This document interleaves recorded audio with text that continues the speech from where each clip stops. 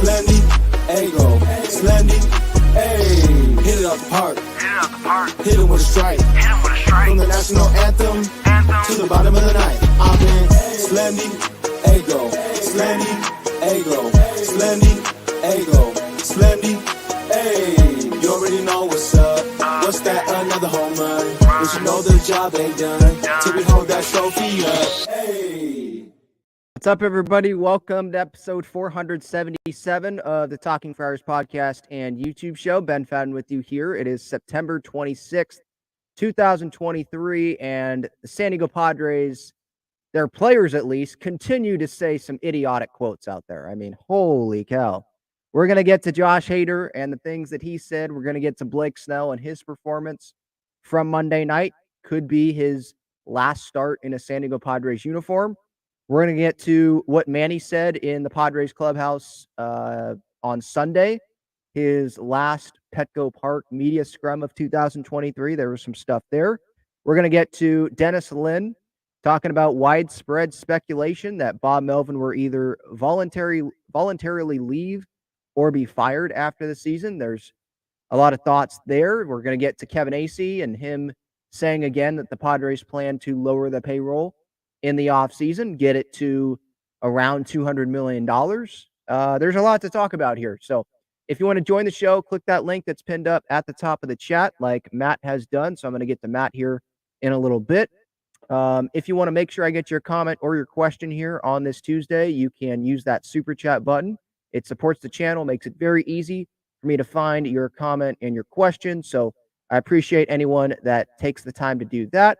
Just a reminder before we really get started here, you can use my code TalkingFriars for $20 off your SeatGeek order. And check out Breaking Tea and Foco, breakingtea.com. Click the link in the description. Some great San Diego sports shirts and sweatshirts, Padres, Aztecs, San Diego Wave, and with Foco, they have some great bobbleheads and collectibles as well. Breaking Tea, actually, they just released a Fernando Tatis Jr. home run robbery shirt. So you can check that out there as well if you want to commemorate, celebrate, wear that moment of Tatis robbing that home run on Sunday in the Padres' final home game of the season. But yeah, let's get started. I was going to start with Bob Melvin, like Bob Melvin leaving the Padres. Is that on the table? I'm going to get to him. I think it makes the most sense to start off here with Josh Hader. And I want to set this situation up here. So last night, Padres, Giants, Conforto steps up to the plate. Robert Suarez, he already came in earlier than he was supposed to, like his assigned role, right? Let's say it's the 8th inning. He came in a little bit earlier than that. And Josh Hader, it seems like that would be the perfect spot for Josh Hader to be used. Michael Conforto, a lefty. You have a lefty, one of the best, if not the best lefty reliever in baseball in your bullpen. How about you call him down, ring him up in the pen, get him warm, come into the game to face someone like Michael Conforto. 4 outs, just one more out. That's all we're asking of Josh Hader. I don't believe he pitched the day before that. So it's not like he was going on back-to-back days or anything like that. You're technically, mathematically, still in it. There are Padres players like Manny Machado, even though it's like, okay, you know you're not in it, right, Manny? But they're continuing to play, and season's not over yet. Like Manny loves to keep saying that, even though we know they're not going to make the postseason. You have players in that clubhouse that are playing when they should be going and getting surgery, but Josh Hader's sitting there in the bullpen and not really making himself available for 4 outs. He said post-game that he is available, but he's only available on his terms. He's not going to say that, but he's only available on his terms because he didn't go into the game there in that 8th inning. Suarez obviously gives up the game, gives up the lead. Padres, they lose 2-1. And then post-game, Bob Melvin has to sit there and try to defend Josh Hader, defend his players, even though this isn't a Bob Melvin decision, obviously. If you watched or listened to Bob Melvin's post-game presser from yesterday, you will realize that this was not a Bob Melvin decision to be like, yeah, I'm not going to use Josh Hader. Josh Hader's sitting there in the bullpen, but yeah, no, I'm good. Not going to use him. you know that was not you know that was not a Bob Melvin decision. That was Josh Hader limiting himself. That's what it is. I'm trying to find this post-game video here from, where was it? It has to be somewhere here. I just want to play it because it's clearly awkward from Bob Melvin. Yeah, here it is. AJ Cassavell, by the way, sometimes San Diego media, they get, painted with this brush that they're not critical enough. They're not as hard as New York media. And I think part of that is because there aren't as many of these media members, maybe. More people pay attention to New York sports than the San Diego Padres. But like AJ Cassavell, media here, they did have good questions. Kevin Acee, AJ Cassavell here, following up with Bob Melvin. Why was Josh Hader not used in this spot? Why? And so here is this post game. Bob Melvin clearly, he wants to use Josh Hader. Just listen. You can see his expressions for the YouTube audience. You can hear his tone. Here is Bob Melvin. You asked Suarez for 4 outs. Yeah. Hader could have been that guy against the lefty there. Is that just him going 3 outs? It's what we're doing right now. Yeah. Why is that? It's because the way we've handled it here. Is there any discussion with him? Is there any thought? We talked to him some, yeah. That would seem to kind of run counter to the. I mean, you were saving him earlier in the season for later in the year, and here we are now, and it's obviously getting very late. That's just the way it happened tonight. Yeah, so there you go, Bob Melvin. If you saw those facial expressions, even if you were just hearing it for the podcast audience, like, it's pretty clear there that Bob Melvin wants to say something more. He's just not saying it because he's in protect mode. He's protecting his players. That's just what he does. He's not going to go say to the media on camera, yeah, I wanted to use Josh Hader, but Josh is so soft that I'm just not. He told me I'm not going to pitch for 4 outs. Season's over, so I'm not going to do that. He's not going to say that to the media, right? He's just going to say, yeah, that's just the situation we were in. But Josh Hader threw himself under the bus. It wasn't Bob Melvin that was given the opportunity and didn't do it. He didn't have to. Josh Hader did it himself. This, according to AJ Cassavell, there were different kind of versions of quotes here. We don't have like the full audio, I don't believe, of Josh Hader, but I'll start with AJ Cassavell and the things that he said, or that he tweeted out here last night when Josh Hader was speaking to the media. Josh Hader asked his thinking behind not making himself available for 4 outs. Quote, it's the situation that we were at, end quote. That kind of sounds like Bob Melvin, right? Asked to clarify, he said, are we in the playoff race? Technically, yes, AJ says, but it would take a miracle, to which he said, you guys want me to do everything. Asked if he was looking to the offseason with his decision to limit himself, he says, it has nothing to do with the offseason. It's the now. It's the health. It's the making it through the entire season. 162 games is not an easy task to do. You see guys work overloads. They get injured. Josh Hader's he's acting like the Padres are asking him to go pitch 200 innings. That's not the case at all. It's like the opposite. They've allowed him to pitch like once a week for weeks here. Once a week, twice a week. He's pitched back-to-back-to-back days a few times this season. There are so many other relievers that have done that way more than Josh Hader. And Kevin Acee here in the San Diego Union Tribune, I'll have to find it, in his Padres Daily, he also talked about Josh Hader and some of the quotes, and he had some more quotes here about what Josh Hader said. Are we in a playoff race? That's the one that I already hit on there. Melvin talking about, yeah, we talked to him some, but Hader, I guess, said that he had not discussed this about him pitching last night. He also said here, according to Kevin Acee, the situation that we were at relative to the postseason played into his not being available. Are we in a playoff race? Yes, and then Kevin obviously goes into how big of a stretch it would be How much would have to be in the Padres' favor to the Padres for them to make the postseason, obviously. He was asked if next year will change, like his availability, because he will get his money, his guaranteed contract. We'll see when next year comes. It has nothing to do with the offseason. It's health. It's making it through a whole entire season. 162, not an easy task to do. When you guys see guys that work overloads, they get injured. But the Padres are not asking him to work overloads here. He continues saying, always 4 outs, isn't it? Of what like the media is asking of Josh Hader. 3 in a row, always something. I mean, I'm not sure what you guys want. It's the same thing every time. Hader says, hypothetically, if I could pitch 7 innings, I would. Hypothetically, if I could throw 105 miles per hour, I would. There are a lot of hypotheticals we could put on the table. So that quote, to me, it's like, so if you could pitch 4 outs, you would. So are you not physically able to pitch 4 outs? But you tell the media, I'm available, but then you don't pitch 4 outs. There's sometimes this season where you go back-to-back-to-back days, but then there's sometimes where you don't pitch 4 outs. Are you available to pitch 4 outs? Because in some of these quotes, you're making it seem like you're not available. Hypothetically, if I could pitch 7 innings, I would.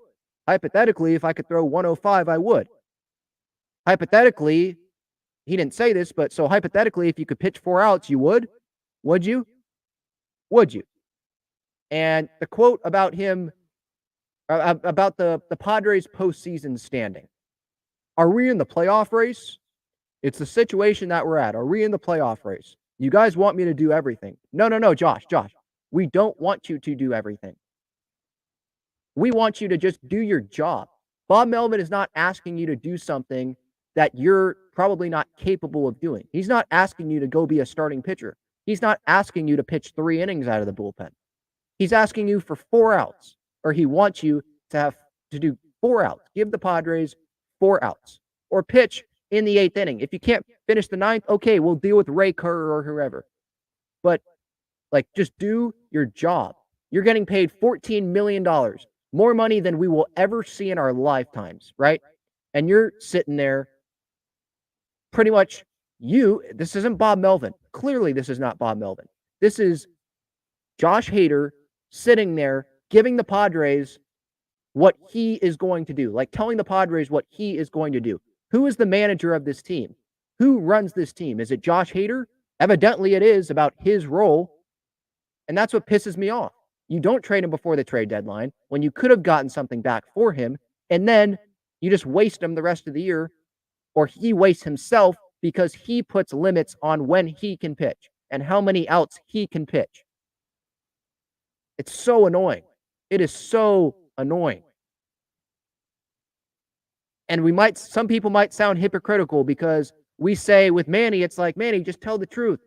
I don't want you saying that, oh, the season's not over yet when we all know it's over. But then when Josh Hader says, are we in the playoff race? People get mad. Like, that sounds hypocritical. I get that. But Josh, that's just not something that you're supposed to say like publicly, you know?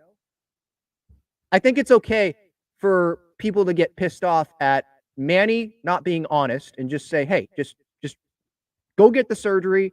Why are you continuing to play? Just go get the surgery. And I think it's okay for people to get pissed off that there's players in that clubhouse that continue to have the quitting mentality. It's not just this year. It's not just Josh Hader.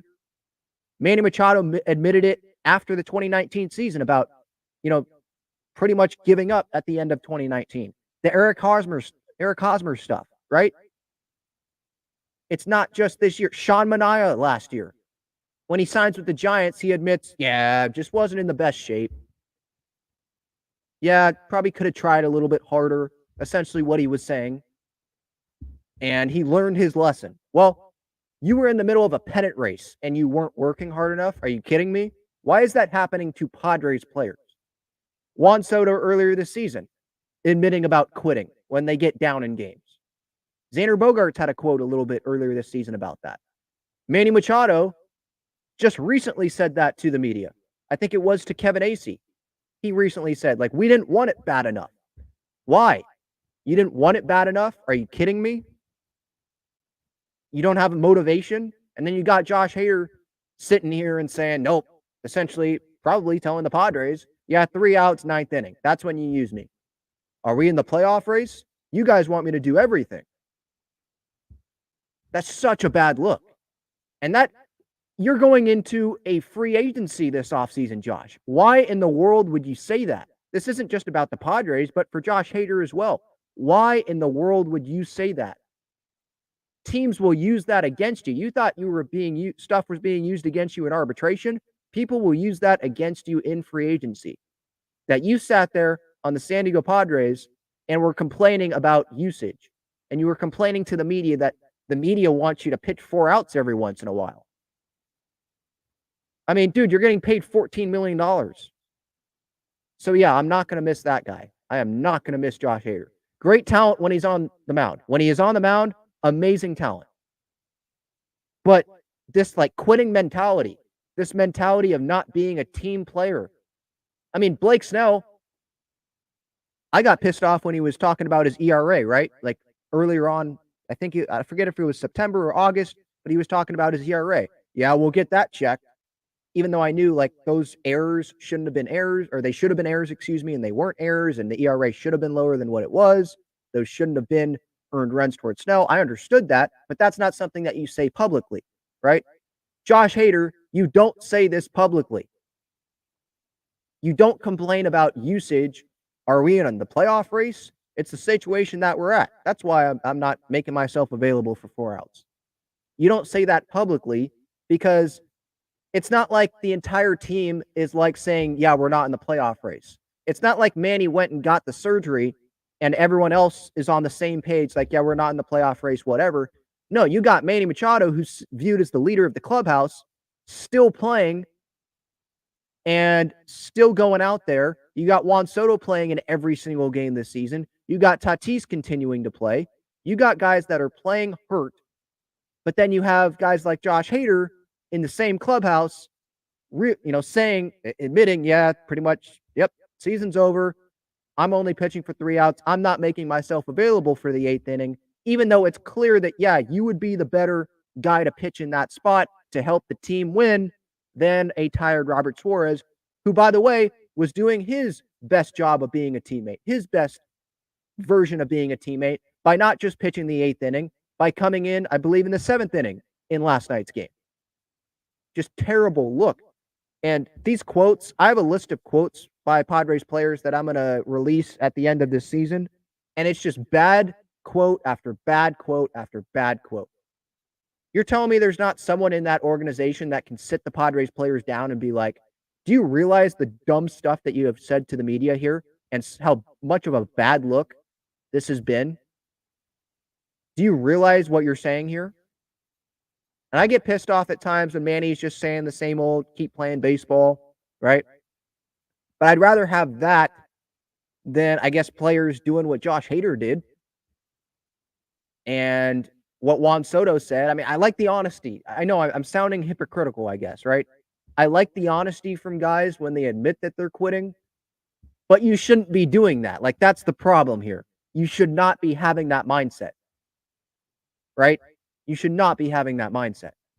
So, yeah, that definitely pissed me off. And Bomel, for anyone that still is on the Bomel train of fire that guy and you don't think that he knows what he's doing, I mean, you're probably hopping off that train now, right? I would think you're hopping off that train because clearly Bob Melvin is handcuffed.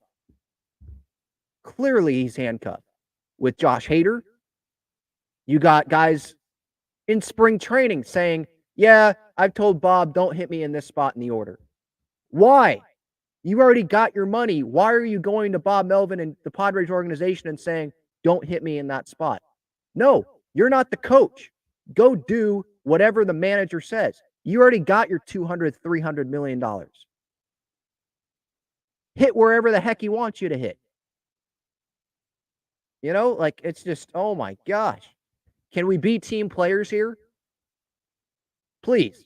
Can we switch that mentality and be team players here? And not give up when things get tough? When you get down in games, how about don't give up? How about make yourself flexible and maybe you only want to pitch 3 innings or 3 outs, I should say, Josh Hader. But then go tell the Padres coaches, you have me for 3 outs. That's it. But pitch me. I'll pitch whenever. Highest leverage situation. Okay, I'll pitch 3 outs right there. But to save yourself for the 9th inning, 3 outs only, this is when I pitch, even though the better team player guy would say, no, I'll go another out. This will actually make myself more valuable in free agency because I will say, I didn't want to pitch for that 4th out there, that last out in the 8th, but it was being a team player, and I am willing to do that because I want to win. I care about winning. You look at the Aaron Judge quotes with the New York Yankees, and he's talking about how if I'm sitting here talking to the media at the end of the year and we're not making the playoffs, we're not winning that World Series, it's a failure. Things have to change. A lot of things have to change. I have some ideas talking about how the Yankees can improve, right? I want to hear that from people in the Padres clubhouse. Logan Webb, he was the guy that's not going to go win the Cy Young this year. He's not getting as much publicity as Blake Snell because Snell's going to go win the Cy Young. But Logan Webb yesterday, after the game, he's tired of losing. He says winning the Cy Young, not a priority. I mean, here's Logan Webb. To be honest, winning is more important. If we don't do that, then it's kind of a waste. That's my goal. I'm tired of losing. It's not enjoyable. It's not fun. We have to make some big changes in here to create that winning culture that we want to show up every single year and try to win the whole thing. Where is that coming from inside the Padres clubhouse? I'm not seeing a whole lot of that. I'm not seeing enough of that. That's for sure. It's just dumb quote after dumb quote after dumb quote. And it's been a lot of Padres players. It just hasn't been 1 or 2 Padres players. It's been a lot of Padres players that have just said the dumbest things possible. It's like, do you realize what you're saying here? Or you just don't care? And if you don't care, that's obviously a problem. And some of them don't care clearly with some of the things that they have said this year. And hopefully that mentality changes. I sure hope that mentality changes. And Josh Hader's quote last night was just another one of those. That was just a cherry on top of what has been a terrible season for this Padres team. All right, I see Matt. He is in here. I'm sure Matt has some thoughts here on probably Josh Hader, the Padres. What you got, Matt? Oh, you know it's about Hader because I was first on that train when you had I know you probably don't remember because you do so much content, but you had a show months ago about who's to blame for the failure of Preller, Melvin, whatever. And I called in and I said, I blame Hader. And I told you, and ever since then, that's a hell of a Hader rant you just went on. But when I called in to blame Hader, nobody was on that train yet. I said, he's absolutely in charge of himself. He won't do it until he gets his bag. It isn't going to hurt him in free agency because whoever he gets his money from, he will go 4 outs next year because he'll have his 5-year deal. But he costs, all the other stuff, the runners in scoring position, the run different, forget all of it. Just take a look at the standings. Take a look at 1-run record.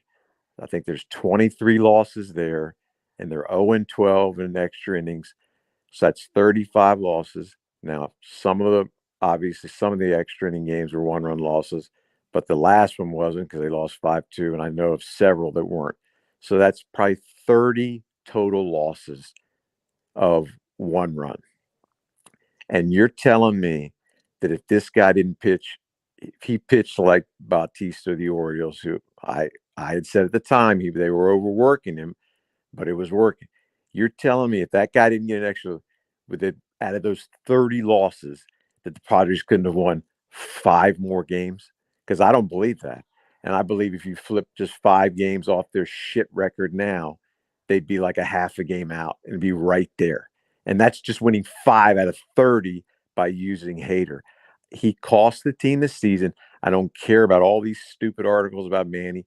Manny's always been a jackass to the media, from Baltimore to LA to here. It's always the same. He's an ass. He's condescending to the media. That doesn't matter. Hader is the one that ran the team. When he talked about people quitting and not being good teammates, I always said it's Hader. The other guys at least are playing. They're at least, like I said, they're at least taking bats. They're at least catching the fly balls. That's why when I called, I said, "Who's quit? Who's actually? How can you point to somebody who's actually quitting? Does somebody stand up there and just not even swing at a pitch?" Yes, Trent Grisham, I guess, but you get my point. Hader actually refuses to play. Soto doesn't refuse to play. I'm not a huge Soto fan. I think a lot of his stats end up being empty and they pile on in the 12-2 games and shit like that. But he plays every day. Yes, he wants his stats. Manny's still playing. Why? It isn't because of the season. He wants his extra stats too. Tatis played every day. Kim would have played every day unless, I don't know, he got food poisoned or they kept him out, whatever it was. But if they asked him, he would have played. Hader's the only guy who refuses to actually play. And he cost the team the season. And yes, they probably would have gone nowhere with the injuries, but who knows? Maybe Musgrove would be back up and running if there was an actual chance.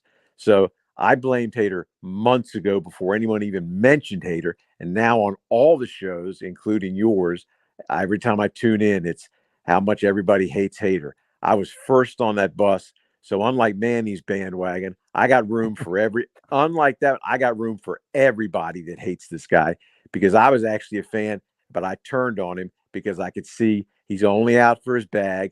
And I know whoever gives it to him next year, he'll do whatever. He'll pitch 4 outs. He'll pitch 2 innings. He'll pitch back to back to back to back to back to back. However many backs you got, he'll do it because he'll be guaranteed, and he won't care if he gets hurt because then he can sit around like Drew Pomeranz for 6 years and collect money. Anyway, that's my Hader rant. But I wanted my props for being early. That's all. That's I'll give you. I was on that train. I was probably the first one on your train after that. I've been talking about Josh Hader, and maybe some were getting tired of it before this quote came out last night from Josh. But I kept saying, like, why? I didn't know who it was to blame, the Padres or Hader, because the Padres, I feel like sometimes they would be like, yeah, okay, Josh, 3 outs only, just because he's a star and they want to make that guy happy. Maybe they want to try to sign him or whatever. And earlier on in the season, there was merit to him not going back-to-back-to-back games or him going 4 outs because he and the Padres were saying, yeah, he's gearing up. He's trying to be healthy for the stretch run, for the end of the season. Well, we get to the end of the season, and this is what he's doing. We get to August, beginning of August, when he needs to be pitching in games. I don't care what the score is. If you're down by a run, he needs to still be pitching in games, like he did recently, by the way, when they were down by 1 run, and he pitched in that game. He needed to do that when they were actually more in it, and there was more time, way more time in the season. So it would be one thing if he was pitching all the time now, when he said earlier on in the season, yeah, saving my arm, trying to gear up, trying to be healthy for when it matters the most at the end of the year. That's what he was saying. That's what the Padres were saying. But now we get to this point, and he's still demanding that he only goes 3 outs. And he doesn't want to pitch the 8th inning, while his other teammates, by the way, that are going to be making less money than him next year are sitting there going more than 3 outs and being willing to do whatever the team wants to help the team win. That's a problem I have with Josh Hader, with just how things have been run this season for the Padres. I see Pedro's in here. What's up, Pedro? How's it going, man? Hey, what's up, guys? Hey, you and Matt are on the money there, but why are we letting Snell skate free? Is it just? What do you mean? He pitched yesterday. Exactly. We're just gonna let him. Don't you want the Cy Young, or are you just gonna back? He already has it. He already has the Cy Young. Yeah, but isn't the season on the line? Isn't that what we're talking about? Hader's not coming in because this is potentially mathematically we're in it. Why didn't Snell? And I'm not saying Snell's a bad player. What do you mean? Why didn't Snell pitched 6 innings yesterday? 6 shutout innings. And what did his compadre counterpart do on the other side? They were on the same. Yeah, we were in the same boat. We had the same record, same elimination, everything. That guy went and he got the game. So I'm just saying Well, that that's two different things though. Like Snell, that was just pitch count. That's just what it was. Where Josh I'm just Hader saying could have been in the game to finish it. you Like could have Snell, gotten. You could have. I'm not saying complete game, but give me one more inning because he was cruising, wasn't he? He got in. he was at 100 pitches. He was at Yeah, 100 I know, but he gets in his little jams. That's why his pitch counts up. But he was pretty much they weren't hitting his stuff. He was throwing everything in the ground, and then he'd blow his little fastball to strike him out or throw the curve. But I'm just saying, Snell, that's that's kind of the epitome of the whole season. The Padres, this could have been Game 7. This could have been the whole fairy tale season, and this is what it would have come down to. Bomel not having control of the players. He'd have to send Nabla to go beg Hader to come in Game 6, 7 of the championship series or World Series. Bomel doesn't have control of Manny, Hader, Snell. Like they all control what's going on because it's I don't know. It's just kind of like a running circus out there. I'm just saying Snell. I get he was at 100 pitches, but or is there any grit or tenacity like the Logan Webb guy? He's pitched probably in the playoffs back to back when they won championships. So I'm just saying that's what it takes to get into the playoffs. Logan Webb, he was not on the championship teams. In the playoffs, don't get me wrong. In the playoffs, like those guys, they're battling the Dodgers in those tough scenarios. That's what it kind of takes. It takes that mentality. That's what we're talking about. The mentality of this group. Yeah, they don't got what it takes. Back on that with Snell. With Snell, he could have pitched against the A's, get an extra day off. He wanted the Dodgers in LA, and he shoved and gave up. No, I get earlier on he was trying to because we were still in the hunt, mathematically. But these last, when that Webb guy, where's the competitive juices? When you used to see Kurt Schilling shutout innings. What do you mean? Kurt Schilling with the bloody sock, and I don't know. You should be pointing that. You should be pointing that at guys like Josh Hader, not Blake Snell. Hader never even came in the game, so we already knew he's a diva. We already knew that. That's been his. You should have your anger at Josh Hader, not Blake Snell, the guy that pitched 6 shutout innings to help his. But team. if you're cruising and we need that game, come on, buddy. He was at 100 pitches. Oh my God! So his arm was done. I'm just saying. I'm not saying complete game, but let's. Everyone wanted him to get the no hitter the other night. So what's the difference now? I'll leave it at that. But I'm just kind of not impressed with Snell. He kind of bows out to, like you said earlier, to keep the ERA at that spot. And it's for the whole contract thing. So I disagree. He's gonna get his bag and his cheers when he comes back. But he didn't have those competitive juices the last 2 seasons. It took him half the season to get it going, and I don't think we'd get if we re-signed Snell. You weren't going to get this Snell. But I agree on that. In terms of numbers wise, you're probably not going to get that because he's going to go back to his first half, being trash, and then he'll show up in August, September. So who wants that for $30 million a year or whatever it was going to cost? So, but that was just a epitome of the season. Bomo not having the reins or the control of the team. Who's going to do that then? If it's not Bob Melvin, with all respect, if it's not Bob Melvin, who's going to be able to control Manny Machado, Josh Hader? It's got to be someone. Players. That's not on Bob. No, I know that, but Bob Melvin. No, but I mean, in the future, if Bob parts ways or he's fired, they're going to have someone that controls the clubhouse and tells these guys, "Hey, this is how it's going to go down." That I kind of made a comment.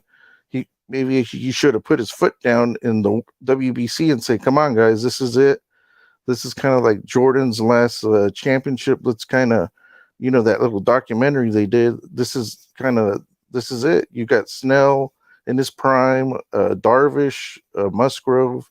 If he's not stepping on hot turf or throwing kettlebells around his head and hurting his body or deep diving, come on, that guy's got to take it easy too. But we get it, Musgrove. But he's got to chill out this off season. But this was the season. It's a lost season. It's sad.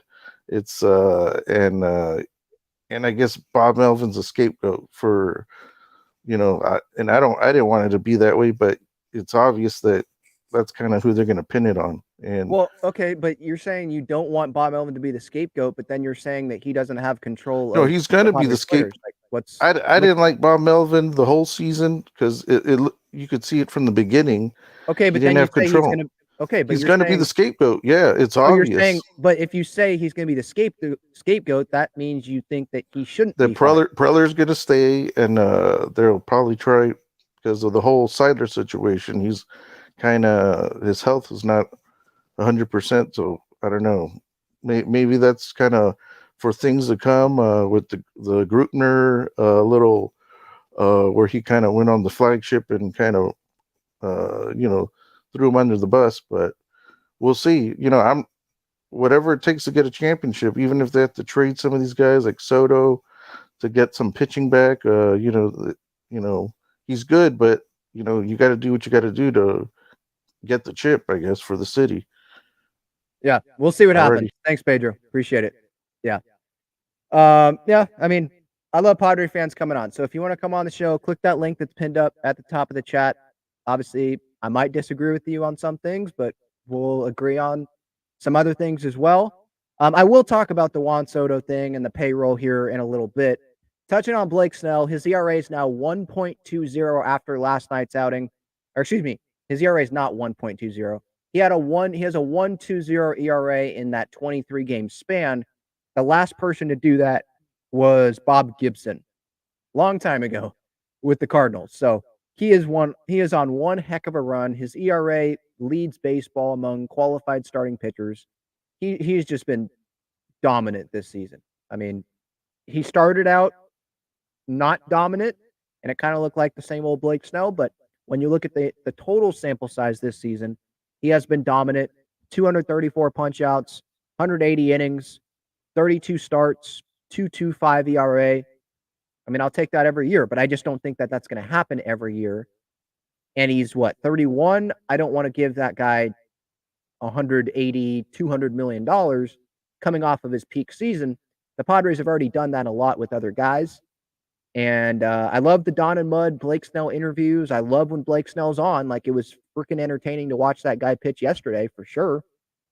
But is he going to be that throughout his contract? The answer is no.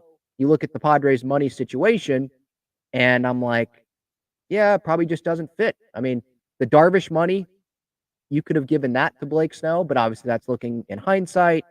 And that Darvish decision came before, Blake Snell had this Cy Young season.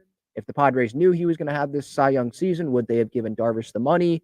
Maybe they would have, because they wouldn't want to pay for Snell or overpay for Snell, So we'll see what happens there. But yeah, Blake, he has been amazing. There was an update on Blake Snell, and this was from Kevin Acee in the San Diego Union Tribune.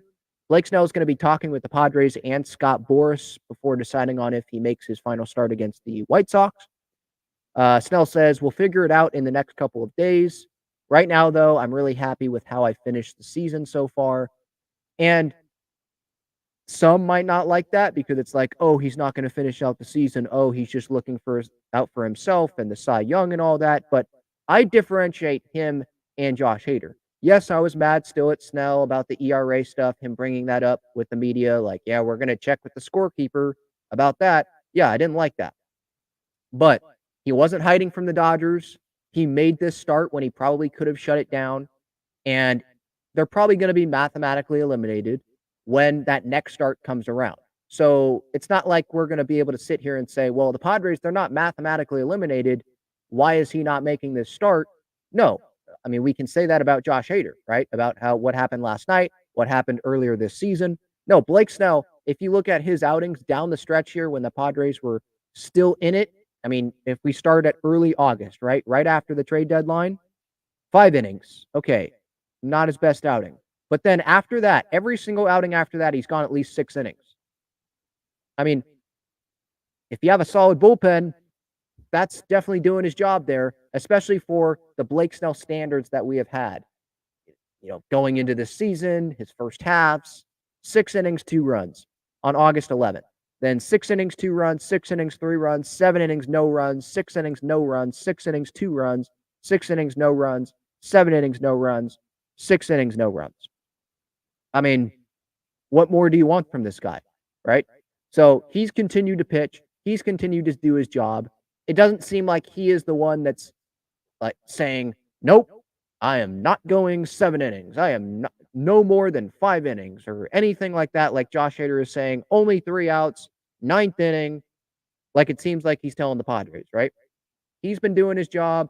He has said quotes about how it sucks that this team's not winning. And I think he said something to the effect of last night, like this is going to be the most talented team that he'll ever be on. And it just sucks that they haven't been able to win. Don't know if he's going to ever have this much talent on a team again in his career. And so, yeah, it's definitely a missed opportunity. So I differentiate Snell and Hader a little bit. All right. Let's get to, what should I get to now? I'm going to get to the Bob Melvin stuff. Dennis Lin, widespread speculation, what Dennis Lin put in his Athletic piece. I'm going to get to that after this break. Check out Gaglione Bros' famous cheesesteaks and garlic fries on Friars Road. You can visit their website, gaglionebros.com, for their entire menu and enjoy their cheesesteaks and fries at Petco Park and Snapdragon Stadium as well. All right, so Dennis Lin in The Athletic. This was, I believe, on Sunday after the Padres' final game at Petco Park of the 2023 season. He said that there's widespread speculation that Melvin will either voluntarily leave the organization or be fired after the season. So widespread speculation that Melvin will be gone. And I want to, before I get into this, I want to point out this is speculation. This is not Dennis Lin talking to Bob Melvin and Bob Melvin telling Dennis Lin, yeah, I'm thinking about leaving this organization and just saying, see ya. Not that. It's not. It doesn't seem like it's Dennis Lin talking to AJ Preller and AJ Preller telling Dennis, yeah, probably going to fire him after the season. It's just widespread speculation from probably people in the Padres front office, maybe people around baseball that maybe have talked with people in the Padres organization, and that's just the feel that he is getting. That's what I got from what Dennis Lin wrote. And now, widespread speculation, Melvin will either voluntarily leave. Let's hit on that point first. Do I think that that's even on the table? Maybe it's on the table, but it's like, it's about to fall off the table, if that makes sense. Like it's half on the table, half off. I don't really think it's on the table. I don't think Bob Melvin would voluntarily leave because he's leaving millions of dollars on the table that he has on his contract for 2024. And him voluntarily leaving, he might not want to deal with AJ Preller, but him voluntarily leaving would probably, in his eyes, send a message that I am quitting on my clubhouse. I am quitting on my players. And that is not something that I want to do. I am not going to quit on these players. I'm going to finish my contract. And everything that he has said to the media, you might not want to take any stock into it because he's just media talk, right? It's just media speak. This is just what he's going to say. Obviously, he's not going to tell the media what he's truly feeling if he truly wants to walk away, right? But what he has told the media so far is, I'm going to keep managing this team unless told otherwise. And I haven't been told otherwise about being brought back for 2024. So I don't see this really being much of a possibility at all of Bob Melvin voluntarily leaving the organization. Now, him being fired, that's a totally different thing. That is definitely a possibility because AJ Preller, him and Bob Melvin don't get along. AJ Preller can make Bob Melvin be the scapegoat.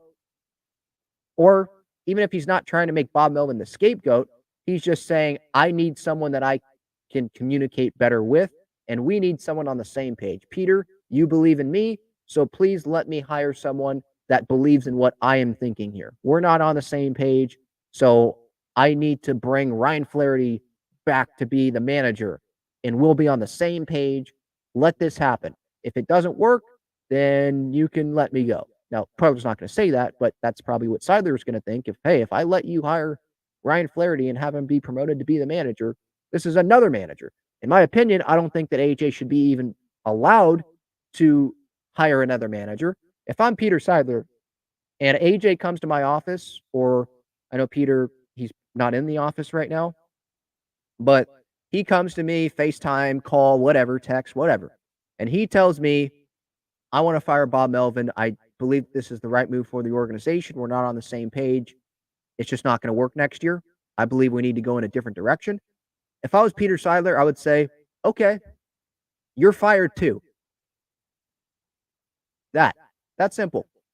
Because AJ Preller, right, the Padres, they allowed him to go hire Andy Green, who had no managing experience, was like the third base coach or something for the D-backs.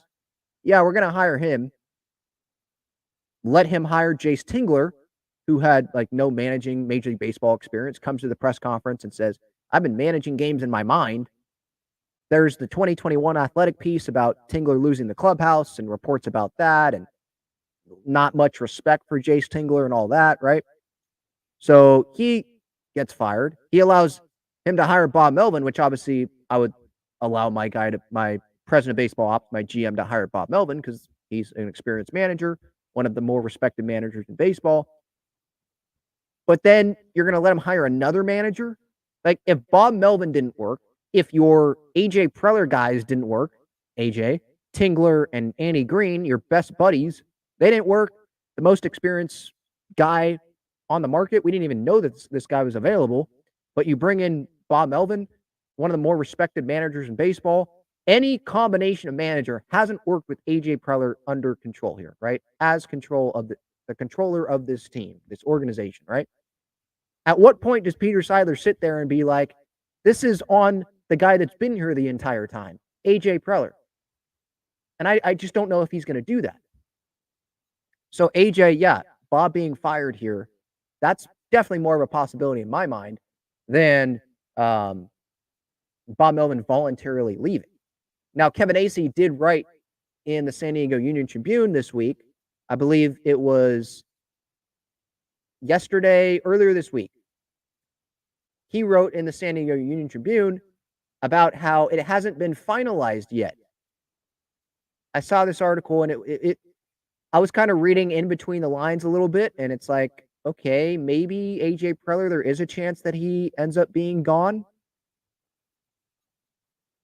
Because it hasn't been decided yet.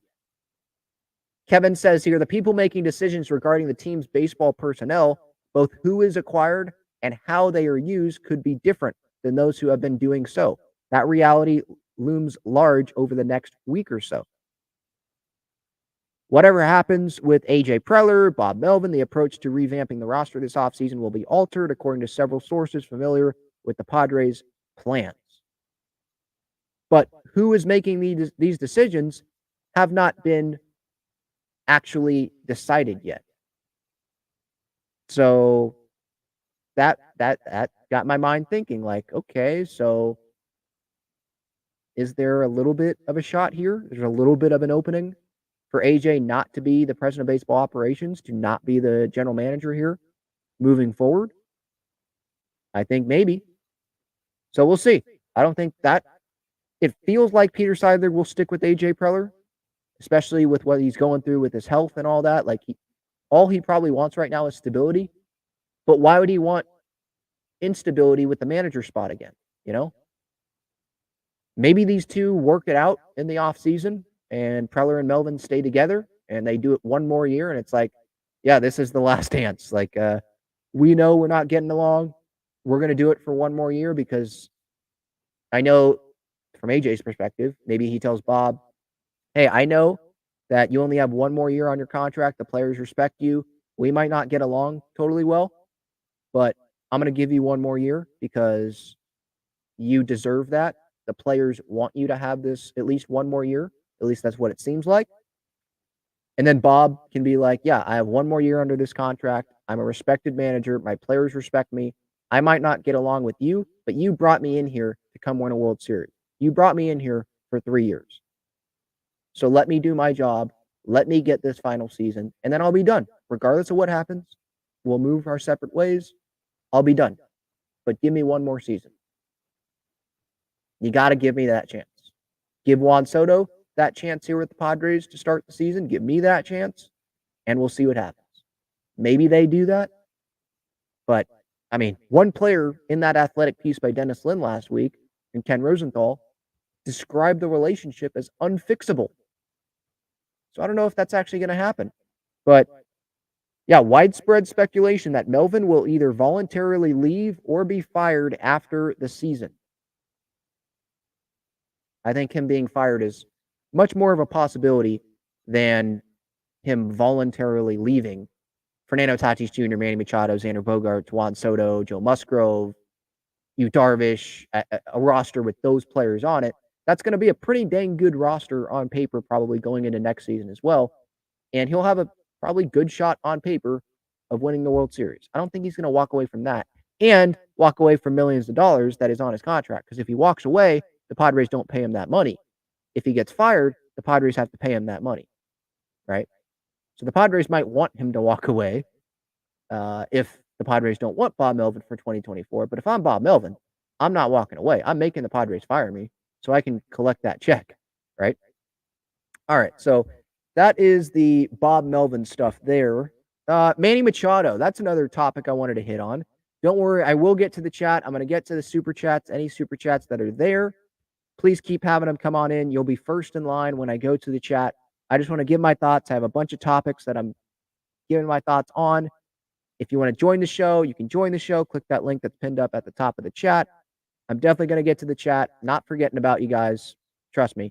Manny Machado, he said some things in the clubhouse at Petco Park after Sunday's game that I didn't get to because I didn't hear the sound because I did my series reaction live show after Sunday's game when I got home from Petco, and that I didn't hear that audio or that video before I went on. So I didn't get to that, but I wanted to cover it here. Manny talking about how things didn't go as you guys planned. Like, if you go watch that Marty Caswell on YouTube. Great stuff. Clubhouse access when the Padres are at home. Great stuff there. And this was important, not just to hear the audio, but you saw like Manny visually. And this was a question, I think, about Fernando Tatis Jr. and the season that he had. But Manny Machado is blaming the media about the Padres and why they failed. Like, the media had these high expectations on the Padres. Things didn't go as you guys planned. It goes back to what you guys set these expectations on these people. Yeah, he was asked about Tatis. The media puts these expectations on players. And then later, when he was talking to the media here, he said, quote, "You guys always write everything I don't say," quote, end quote. It's like, what are you talking about?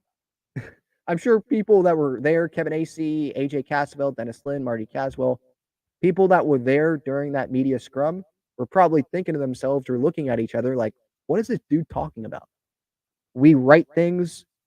We always write things, write everything that Manny doesn't say. What is he talking about? Does Manny forget that he was on that stage in FanFest clapping when Tatis said, like, it doesn't matter who we're going to face because we're going to win it all? Wasn't Manny the one on that stage at FanFest talking about a parade? The word parade came out of his mouth at FanFest on that stage. He was part of the expectations being set on this Padres roster. So for you to blame the media, and then when the Kevin Acee piece came out about people have these certain narratives, these that they are going to write and all that, and Yonder Alonso, the brother-in-law, obviously calling Kevin Acee a bum and all that. It's like, you guys are saying this stuff. Manny, you're the one that said to Kevin Acee earlier this season in the dugout at Dodger Stadium that we didn't want it bad enough. Not believing in clubhouse culture.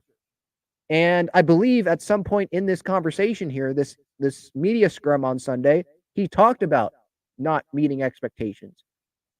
I don't know if it was this past homestand, but the homestand before that, he mentioned how he and the Padres have let the city down. He's let a lot of people in this city down. He's let Peter Seidler down. Why have you let those people down? Because of the expectations that you knew that you had going into the season. So don't just blame this on the media. You guys do this. You guys do that. You guys always write everything I don't say. Like, what are you talking about? Like, I like that he posts every day. He leads by example that way. And this guy's a Hall of Fame talent. But some of the stuff that he says and how he treats some people in the media, it's like, why? What's the point of that?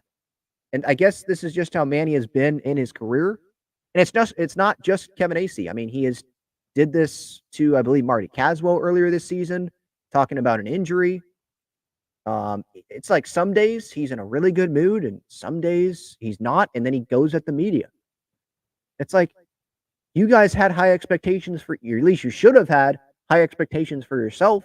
I, in fact, know that you had high expectations for yourself because of what you said on that stage at FanFest before the season even started, before you went out to Arizona for spring training. You were talking about the World Series. You, Xander, Tatis, you were all playing along into it.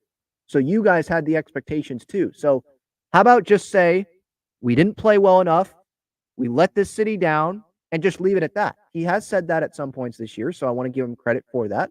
I'm not just going to fully bash Manny and be like, everything that he says doesn't make sense, but leave it at that. Don't go trying to be like the expectations that you guys set on people and trying to spin this as like the media. It's the media doing you wrong or doing the Padres players wrong and all that. It's like, no, you guys just weren't good enough this season. Before you got hurt, that hit by pitch, you weren't playing well enough. This season has been a down season for a lot of guys on this team, and you just have to be better next season. Right? Just take accountability like you have at some points this year, Manny, and leave it at that. That's all that needs to happen. That's all. I think that's all we want to hear. You know, Aaron Judge with the New York Yankees saying how this season is a failure. No World Series, it's a failure. And how things need to get better. Logan Webb, San Francisco Giants, talking about the Cy Young, but it's like, no, I'm tired of losing. Just do that. That's all you got to say. Just say that. Don't quit. Don't next year have these same quotes about, yeah, we just didn't want it as bad as some other teams. We just didn't want it bad enough. Just be accountable. Be better next season. That's all. You don't have to go blaming it on other people. Just not a good look there, Manny. Not a good look, dude. All right, there's another thing here. Kevin Acee, he wrote in the San Diego Union Tribune, the plan for 2024 is to have a payroll, the player commitments for around $200 million. If you didn't know, the Padres payroll right now is at around $253 million. So that's a significant drop. $200 million, $253 million, dropping it to 200 mil. And by the way, next year, I believe that the luxury tax threshold is like 237. It's 233 this year. I think 237. So it doesn't have to drop that low for the Padres to be under the luxury tax. And Kevin Acee, he has been incorrect in the past. He said, I think last offseason, Padres only had like $25 million to spend, and they end up bringing in Xander Bogaerts and making all these moves. So obviously the Padres' plans changed, or Peter Seidler's plans changed, or AJ Preller's plans changed instead, and it just happened, right? So with all that said, this is just reporting from someone that covers this team and has sources in the organization and around baseball, I guess, around the organization. He is saying that, yeah, they plan to decrease payroll, which we already knew about, decrease to around $200 million. But my question is like, okay, how is that going to happen? How are the Padres going to get that if that's what they want to do? Because Soto's making around $30 million next year. Okay, if you take that off the books, right, as last year of arbitration, it's probably going to be around 30 mil. You take that off if you trade him. That saves you a lot of money there. Snell, $16.6 million this year. Take that off if he doesn't come back. Hader, $14.1 million. Hopefully he doesn't come back. Waka, let's say they don't bring him back because they don't want to give him the two club options for $16.5 million, I think, for 24 and 25, right? Okay, you take $7.5 million off the books because that's what he was making this year. Garcia, $3.75 million. Take that off. Rich Hill, $2.6 million. Take that off. G-Man Choi, $1.52 million. Take that off. Gary Sanchez, $1.4 million. Take that off. Garrett Cooper, $137 million. Take that off. Drew Pomerantz, free agent. If he comes back, it would probably be on a minor league deal. $10 million. Take that off. Tim Hill was mentioned in this article by Kevin Acee. Maybe, I think that's his final year of arbitration. Maybe they don't bring him back because that's $3 million that they don't want to give to Tim Hill. Nelson Cruz, remember him? $1 million. Take that off. Adam Engel, remember? He got $1 million. Take that off. You add all that up, and that's 93, I think, a little over $93 million that the Padres would be taking off the books in comparison to the payroll right now. Right? Now, let's say Soto stays, because I think that's the right decision. Juan Soto stays with the Padres because Juan Soto helps you win baseball games. I just think he does. His offense, he helps you win baseball games. I just don't believe that you're a better team. You're going to score more runs with Juan Soto not on your team. I just don't see that. And I want to at least give it a try at the start of next season. Trade deadline, it's not working out. Okay, then you can decide to trade him. But I want to give it a shot. So let's say Soto stays, they pay him $30 million. So they save a little over $63 million with all those players not named Juan Soto there that I named, right? So that gets their payroll around $190 million. Now, you go to Spot Track, it says their adjusted salary expectation for 2024 is a little over $170 million. So those are different. 190 from like my math compared to 171.8, I think, for Spot Track is what they're saying. So it is different there. But let's say it's 190. Let's say it's the number I came up with, 190 with all of those players subtracted. And they want to be around $200 million. Let's say AC's right. You got to find a replacement for Blake Snell. You got to find a replacement for, maybe you don't because you have Suarez and Barlow for the closer spot, but you still have to find replacements for those bodies, right? You need bodies in that bullpen for Tim Hill, Luis Garcia, Josh Hader. Josh Hader's been really good this season when he has pitched. You got to find a first baseman. You got to find those replacements. Let's say you don't bring back Gary Sanchez. You got to find you're going to have Brett Sullivan be the backup catcher. Maybe they're fine with that. Austin Nola, maybe they're fine with that. And have Campy be the full starter and have those guys be the backup. Maybe. But I think they'd sign another catcher. So you're going to have to add back to that payroll. And how much money is that going to cost? Is it going to cost $30 million for all of that? And they're just going to go with short deals? How are they going to accomplish this? If they want to get around $200 million, if the payroll is going to be at like 190. If it's at 171.8, like Spot Track, I think, is saying here, then they have more room to do that. But you also have Peter Seidler. You also have AJ Preller still. They do some unexpected things in the offseason, and plans can change really quickly based on something that comes up. Maybe someone becomes really interested in a player based on what he is asking for. Or Peter Seidler loves a guy and he goes and gives him whatever he wants. They could bring back Michael Wacha and adds on to it. You know, like it's gonna be, I don't think that there's gonna be very much room. If they want to get all the way down to 200 million, you're not gonna have much room to make moves. And so I don't see them getting to $200 million. I see them being below the luxury tax. I see them being below 233 next year, but I don't see them getting all the way down to $200 million. That's a $50 million drop. That's a significant drop in payroll. And I know that they probably have to drop the payroll, and I am fine with them dropping the payroll. It's about making the right decisions.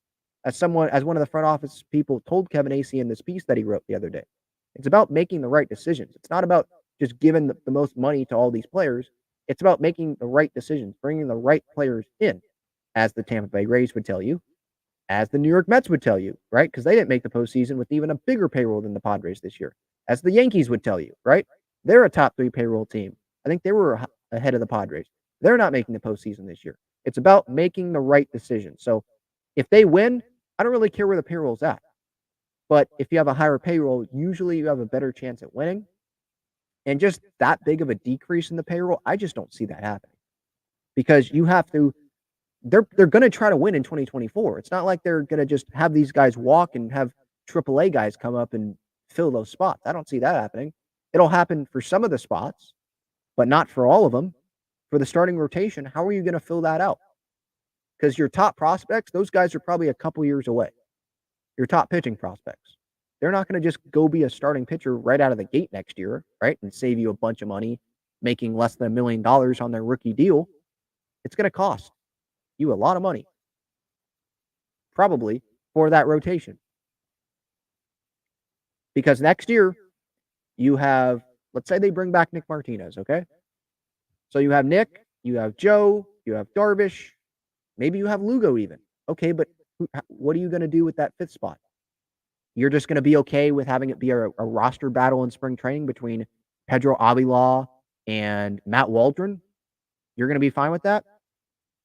I mean, look at this season. Look how many pitchers that they signed, and they still ended up with Matt Waldron and Pedro Avila starting games here late in the season. You know, all of the depth guys that they brought in, some just didn't perform that great in the minor league season, like Jay Groom. Some guys with what was part of their contract, they were allowed to leave because they weren't given the opportunity at the big league level, like Julio Teheran. You're going to have to spend more money here. It's not just, I don't think that's the best, just to be okay with having the same rotation, and you're just going to have the current guys that you have, Avila and Waldron, start, competing for the fifth spot. Those are guys that should be in the minor leagues to start the season and be depth guys. Make a spot start. Remember they don't have Ryan Weathers. They don't have Jackson Wolf. They're going to have to sign other guys than just a fifth starter. And we'll see. Maybe Lugo ends up going. Maybe Nick ends up going because the Padres don't want to give him $16 million next year. I think that's what it would be. So maybe the only options that they'll have, because Lugo, Waka, and Nick go, like that's worst case, and Snell, obviously, they'd have Darvish, Musgrove, and then Waldron, Avila, and you're going to have to go find pieces. They can make trades as well, but then you're dealing from farm system. You're probably dealing from some major league talent. Are you willing to give up someone like Ha-Sung Kim, or I don't know, name a player? Are you willing to give that guy up? So yeah, I see them getting below 233, and there's a lot of money coming off the books this year, which makes their job a little bit easier, but it's not going to be super easy. I mean, Eric Hosmer is still going to be making money next year, sitting on his couch, not doing anything. I think he's making like $12 million or something for the next couple years. So there's the dead money still that's hurting this team. I'm glad that the Drew Pomerantz contract is off the books, going to be off the books, obviously. But it's about making the right decisions next year for this Padres team. No doubt it is about making the right decisions. All right. Anything else I haven't covered here? I think that's it. I see 200 comments in the chat. So I'm going to spend the last part of the show here getting to some comments. I'm going to hand this show over to you guys now. If you want to join the show, you can click that link that's pinned up at the top of the chat, and I'll have you come on. If you want to make sure I get to your comment or your question, use that super chat button, and I'll be getting to those after this break. I want to tell you about the best and easiest way to play fantasy sports. It's Underdog Fantasy. They have great pick'em games and best ball tournaments. In pickup games, just pick higher or lower on 2 to 5 players' stats, and you can win up to 20 times your money in a single night. You can go cross-team, cross-league, and even cross-sport. Best ball revolves around the draft, which is what every fan loves the most about fantasy, and it eliminates the hassle of having to manage your roster all season long, resulting in a fun and easy fantasy product. How does it work exactly? You enter a contest where you participate in a snake draft against other users. That lineup that you drafted competes against every other draft in the entire contest. The better the combined performance of your team, the more money you win.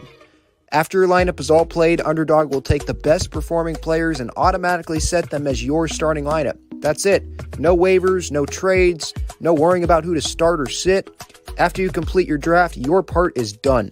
Underdog Fantasy offers best ball in a variety of ways, including daily contests, weekly contests, playoff contests, and season-long contests.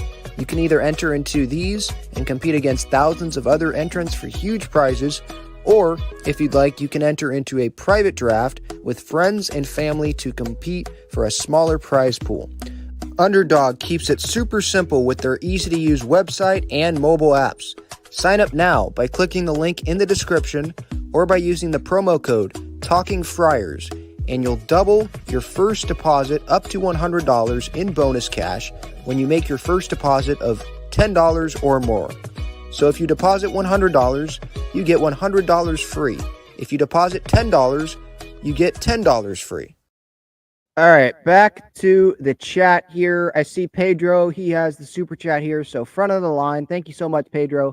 He says, appreciation post. How did these Bat Boys baseball kids get on the field? And ask the Padres questions, Ben. They're on TikTok and Instagram, but appreciate the banter and you don't take it personally. Yeah, I know that they're pretty huge on social media, so that's how. But yeah, that's interesting. Yeah, because the Padres, they say that only like large media organizations like the Union Tribunes, 97.3 The Fan, San Diego Sports 760, NBC, Fox, those stuff, the normal publications, right? The media outlets. That's who they give credentials to. But I guess they're handing out credentials to these guys too, but they can't hand out credentials to someone like myself who does this every day. But hey, it's their organization. They can make the rules. I disagree with some of the stuff, but especially when like people I ask in the organization say yes, that they'll come on and they want to come on. And I'm not allowed to do that. But yeah, I don't know. I don't know how these, and it's nothing against those Bat Boy. I like the questions that they ask. It's entertaining for sure. There's more like background we get to know about the players and all that, but I don't know. I don't know how they get on. I don't know how they get the credentials to get on the field, but some other people don't. Yeah, good question. Don't know. You'd have to ask the Padres about that. All right, I'm going to go to the top of the chat here again. If you want to make sure I get to your comment or your question, because there are a lot of them in here, you can use that super chat function there in the live chat, and I will definitely get to you. Thank you so much for everyone that is tuning in here. Talking for Hours episode 477 on YouTube. You're watching live or on replay. You are listening to on the podcast platforms. I appreciate all the support. Anyone that is doing this. If you're on YouTube, by the way, if you want to be a part of these live streams and you're not a part of them already, just a reminder, you can subscribe and click the notification bell. If you're subscribed already, maybe you haven't clicked the notification bell, and turn on, I believe, all, and you will get a notification when I'm about to go live. I think like 30 minutes before or when I do go live, so you'll know. So that's how you can participate in some of these. All right. Chad asks, how is Preller still employed? Yeah, good question. Not a good question, because Preller should be employed in just a different area. I love AJ Preller as a scout. I love that he works his butt off, but just not in the position that he's at. If he works his butt off as a scout, we know that he's one of the best scouts on the planet. Like, that's great, because you want to get as many eyes as possible, as many games as possible about these players, so that you are as well informed as possible. You want to know as much about their background as possible, so you're as well as informed as you can going into the draft or going into the trade deadline or whatever, right? Going into the offseason, right? I like that about AJ Preller. But it's the part of when things go wrong, he steps in, he has an input on everything, he micromanages. That's not what I want out of someone in the president of baseball operations general manager chair, especially when you have Bob Melvin as your manager. You have people that know what they're doing on that coaching staff, and you feel a need to continue to butt in. That's where, so Preller, he still should be employed. He's a smart baseball guy. I just think that he steps over the line, it seems like, as the president of baseball operations, the GM, he should just let people do their job more. If he was the Padres head of scouting or something, sign me up. Director of amateur scouting or whatever, sign me up, because you look at some of the players that they've drafted, it's a decent track record.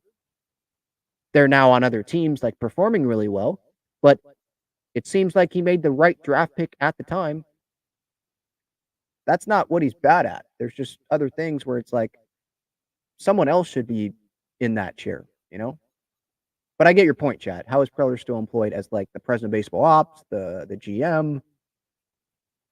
This was a comment from earlier. Mike says, I've got popcorn. JD's third. This will be juicy. Me too.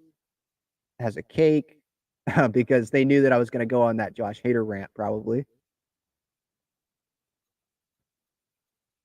Chad says, can't wait for this season to be over and we can watch to see what the aftermath will end up being. Me too. Black Monday, the day after the regular season ends on Sunday. We'll see if the Padres immediately make moves. Is Bob Melvin gone? Is AJ Preller gone? Seems like that decision hasn't fully been made yet, but maybe that's just what people are telling Kevin Acee right now. I lean towards Preller still staying. And I lean towards Melvin going, but I don't think it's going to be Melvin voluntarily saying, yeah, I'll just leave.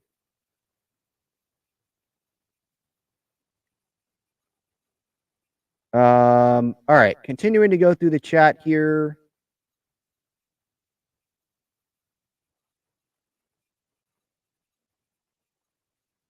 Chad says, if only Preller could see the writing on the wall about this team back at the deadline and actually get players back for Snell and Hader before they walk. Exactly. That was my point before the deadline and ever since. I mean, I wanted to be wrong about it, like them go on this run and them go to the postseason because we want them to win games, right? Like we're Padres fans, but I knew that it wasn't going to work out this season, right? So I don't want to say that like, yeah, I was right. Oh my, and pump my chest out about, oh, I was right. Because I'm not right about everything. And I want them to win. But if fans could see it, isn't that a problem that the president of baseball ops couldn't see it?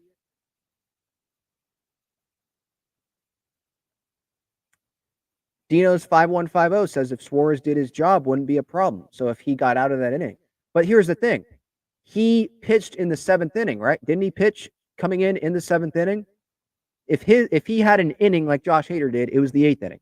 He was a team player and went into the 7th inning, right? And he went and tried to get 4 outs in that situation. And obviously, he gave up the lead, right? But he tried to be a team player. Josh Hader hasn't been doing that. That's a problem here. He didn't do that last night. So yeah, okay, if Suarez did a job, wouldn't be a problem. But if Hader actually was willing to do his job, which is be a team player, you're getting paid $14 million, go be a team player, go pitch 1 more out. That's all we're asking. If he was willing to do his job more, then it wouldn't have been a problem either.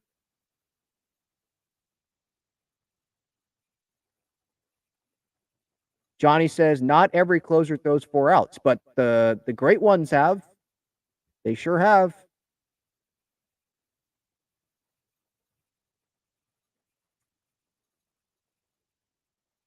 JD's third says, check Ben's pulse.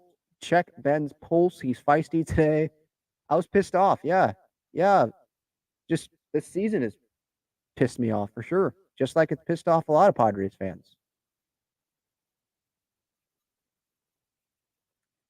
JD's third says, Padres are so unlikable. They take it for granted. Fans will accept this and keep showing up like Manny said.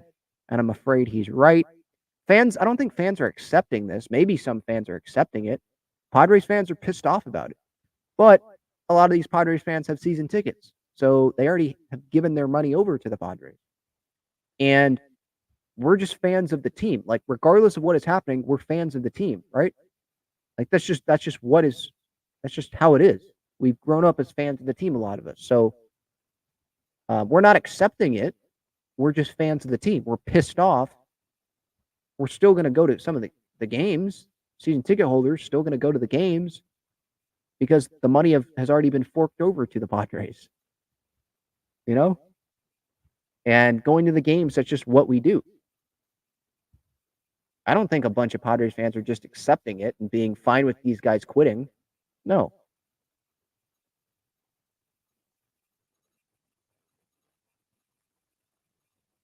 Talking Tatis says hiring an Australian dude with no baseball experience to infiltrate the locker rooms and coaches' offices and creating a weird environment with people who just don't belong.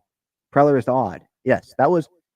I understand being out of the box, like, because there's been some other teams in the past that have been out of the box and those moves have worked. And then now you see other teams doing that, like they're just copying these other front offices.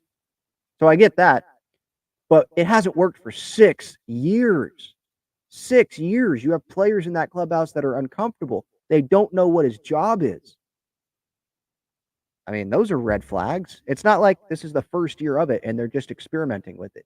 They renewed his contract after what? 23, 22, 21. After 2020, I think. They renewed his contract and gave him another 3 years. It's just, yeah, it's weird.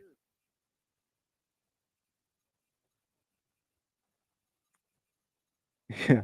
Yeah, Chris says extend everyone. That's been Preller's motto pretty much. Feels like.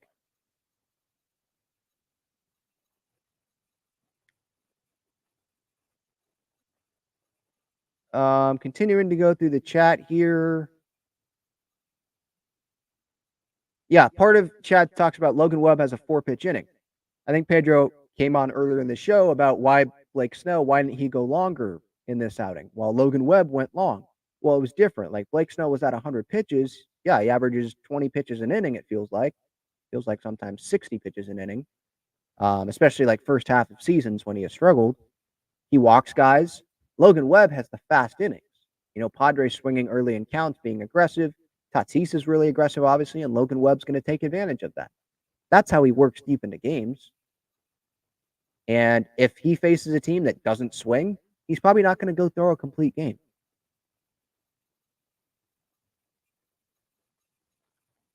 Yeah, that's a good point, Chad. I didn't ask Pedro this. I didn't see this in the chat. But yeah, if Bob's going to go, who do you want replacing him? I'm at this point where I don't think Ryan Flaherty is the best decision, but if Preller's still here and he wants alignment, is the best thing for Ryan Flaherty to be the manager because they're aligned, because they will be aligned, and they'll be able to get along well, and there won't be this dysfunction between the GM and the manager? Is that what we want? As long as there's like good veteran former managers, good coaching staff, good support system with Ryan Flaherty as the manager? I don't know. Again, if Bob Melvin goes, like, you're not going to bring someone in that is better than Bob Melvin. Who is it out there that's available that is better than Bob Melvin? Don't give me this Ozzie Guillen stuff. I think there's a reason why he's not a manager. Right? And you might see the clips of him being pissed off about the White Sox and all that. It's like, that's the guy we need. But you don't think you think Bob Melvin's just sitting there not pissed off about this team? Of course he is. Go listen to him in post-game press conferences from way early in this season, where he had that meeting with the players. And I think it was during the Twins series where he was like, yeah, we got to show a little bit more fight. We got to want it a little bit more. He pulled that early on in the season, where last year it was in September, right? Where he was harsh on them to the media. He pulled that early on, and things didn't turn around. You talking to the media yesterday and how uncomfortable that was, right? Of course he's pissed off about this. So if Bob can't fix this or control this, as some people want to say, then who is going to come in here and be able to control this? It's going to be the players changing their mindsets and being more team players. That's what it is. Really.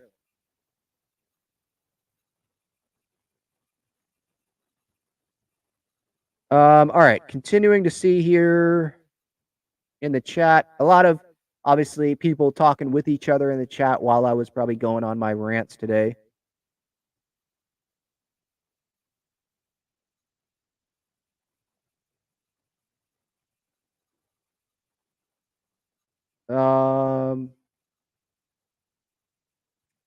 JD's third says Ben Bond. Ben Borna says he has a source that tells him Bo Mid will resign at the end of the season, and Ruben Niebla will follow suit and resign too. More like a red wedding in protest of AJ. Yeah, I mean that could if Bo Mel does walk away, then yeah, Ruben might walk away as well.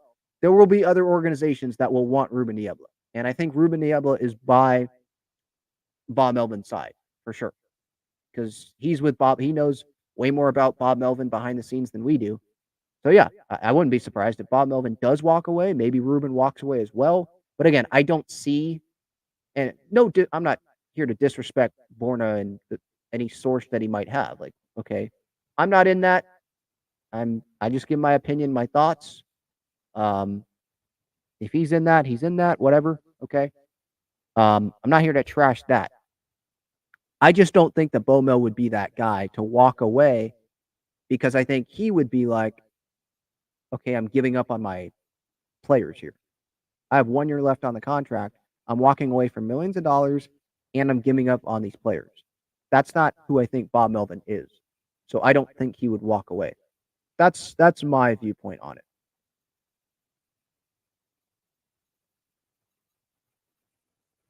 Okay, continuing to go through the chat here.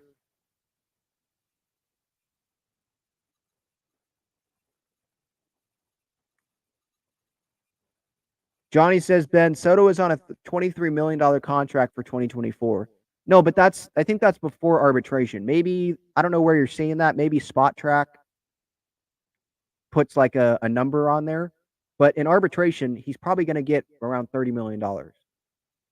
Because numbers wise, I think it's a disappointing season for Juan. If you're watching every Juan Soto game this season, because you remember how bad he was at the beginning of the year, and August he wasn't that good. But the numbers will still look good, and he will still have a case to make like 30 mil in arbitration. I don't know, did Mookie Betts, or maybe he got an extension before that last year of arbitration, but there was someone that set a record for arbitration. He will probably be around that for his last year of arbitration. So I don't think it's going to be $23 million. Wasn't that this year's salary or something? Somewhere close to that? It's only going to go up. Arbitration, especially with a player like Juan Soto, it's going to go up as he gets closer to free agency. So yes, Johnny, he is signed for 2024, but not arbitration. It's not. I don't believe he has signed arbitration. He has got through that contract for 2024. He's under contract through 2024.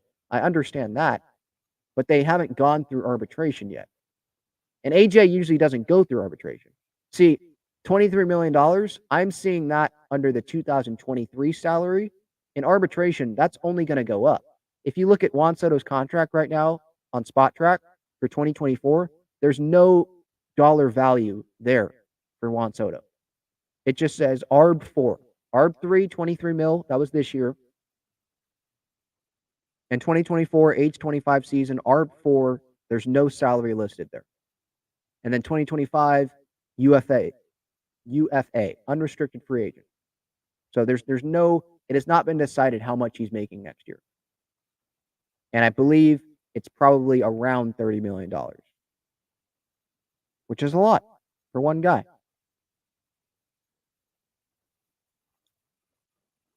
All right. Continuing to go through here, Diego says, love your videos, talking for hours. You are the definition of a fan, not someone who started watching because San Diego got all the hype around them. Keep up the good work. Thank you. Appreciate that, Diego. Yeah, there's some people I see, people like to hate. I mean, some people really hate me on social media for some reason. They probably just don't watch the show. They don't know who I am. So I don't pay much attention to that, but of course I see it. But yeah, I appreciate the love from Padres fans at Petco this year and from the Padres community. And there's some that think that you jump because they just see when I started my show and they're like, oh, you started your show right when the Padres got good. You only cared about the Padres when they got good. And it's like, you don't know who I am. So I just, trash that thought out, obviously, like whatever. Because I have pictures of me when I was really young at Padres photo day with Khalil Green. I have pictures of me and my cousin when we were really young, at Petco Park, in our old Padre hat, and wearing the old San Diego jersey, right? I love that one. My parents love that one too. I believe that's my Khalil Green jersey that I had. I have a Tony Gwynn Jr., really small Tony Gwynn Jr. jersey that I still have in my closet when he wore number 18 for the Padres. Like, people just don't know me, so it's okay. If you want to think that, you can think that, but it's just not true. All right, that's going to do it. Talking for Hours, episode 477. Thank you all for the time. Hour and a half. Man, that flew by. A lot of thoughts for sure that I had there. Just a reminder, you can use that code Talking for Hours, $20 off your SeatGeek order, just to help you out there. And then check out Foco, Breaking Tea, Underdog Fantasy, and Gaglione Bros. They support me, support them. Great partners there. But yeah, that's it. I'll be back probably tomorrow for Padres Giants series reaction.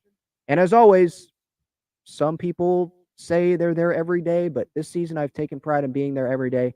Pre-game thoughts and post-game reaction every day, and it's going to continue throughout the rest of this Padres season this week. So I'll be back with pre-game thoughts, Padres Giants, for tonight. See you then.